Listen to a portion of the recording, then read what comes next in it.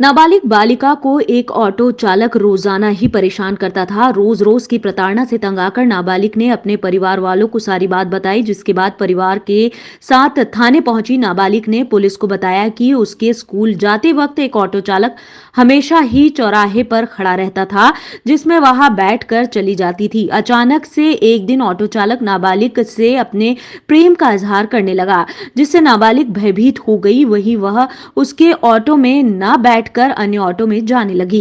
एक नाबालिग स्कूली छात्रा के साथ छेड़छाड़ उसके ऑटो चालक द्वारा की गई है, जो रिपोर्ट पर अपराध पंजीबद्ध किया गया है और आरोपी ऑटो चालक जिसका नाम चंदू है उसको गिरफ्तार कर लिया गया है।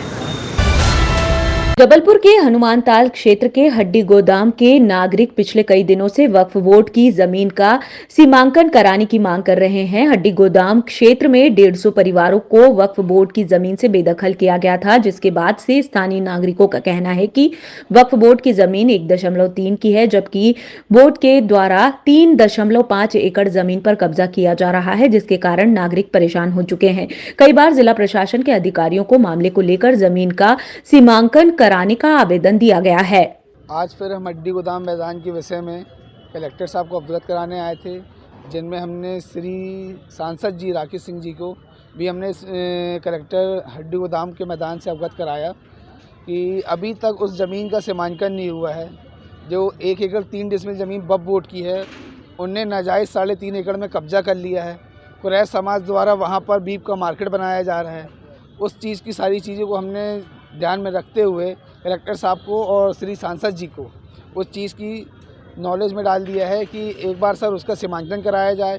जो भी चीज़ें वहाँ गलत हो रही हैं, सर माइनिंग हो रही है, वहाँ पर अवैध उत्खनन किए जा रहे हैं, लोगों को बेघर कर दिया गया। वहाँ पर सारी चीज़ें हमने सांसद जी को बता दिए हैं। ऐसे कितने परिवार वहाँ बेघर हो रहे हैं? सर वहाँ कम से कम 150 परिवार अब बेघर हो चुके हैं और 3 लोग की मृत्यु हो चुकी है। वहाँ पर जो ये माइनिंग कर रहे हैं, अवैध जेसीबी चला रहे, रात भर जेसीबी चल रही वहाँ पर।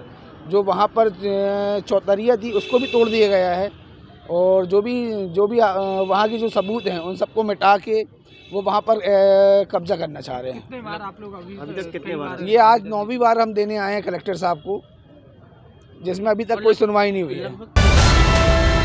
जिले में चल रही धान खरीदी में किसानों को आ रही समस्याओं को देखते हुए लोकसभा सांसद राकेश सिंह ने आज कलेक्ट्रेट सभागार में भारतीय किसान संघ के साथ बैठक की, जिसमें किसानों के साथ साथ जिले के प्रशासनिक अधिकारी भी इस बैठक में शामिल हुए।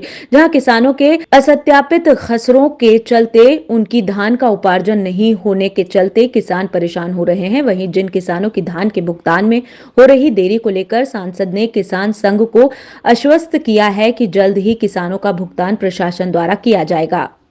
धान खरीदी में जो समस्याएं किसानों की चल रही थी, उस संबंध में आज हमारी बैठक हुई थी।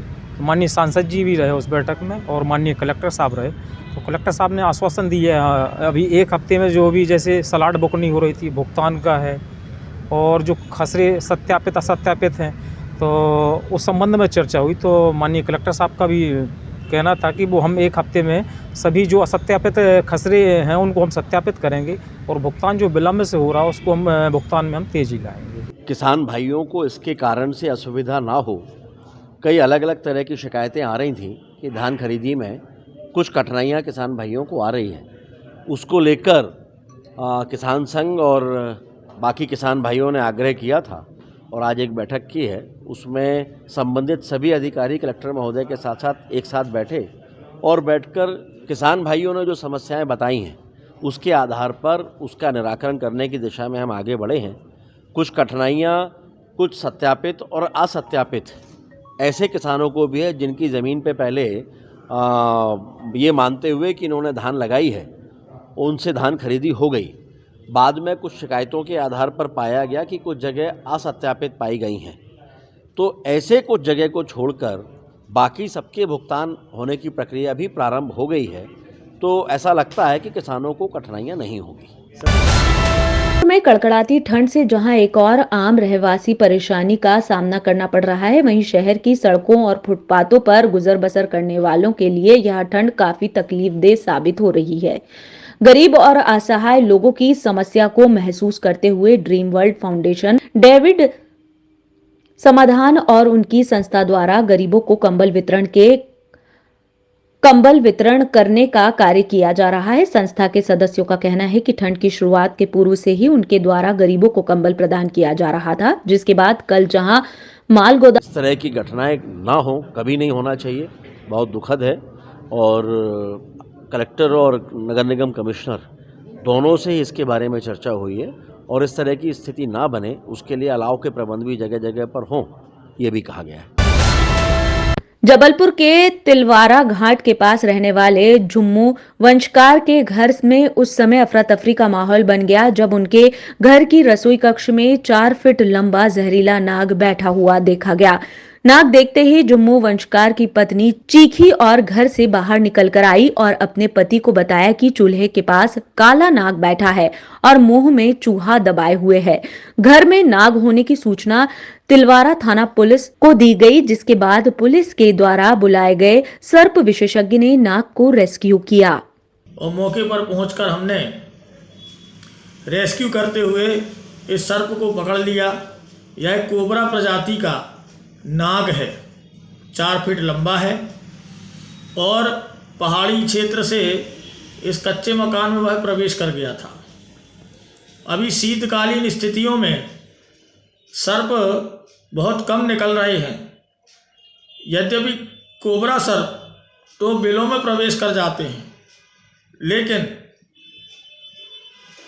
जो मकान आदि बन गए हैं, कंक्रीट के जंगल खड़े हो गए हैं, इस कारण से इन वन्य जीवों को सुरक्षित स्थान नहीं मिल पा रहा है। इंडियन कॉमन कोबरा न्यूरोटॉक्सिन जहर इसमें पाया जाता है।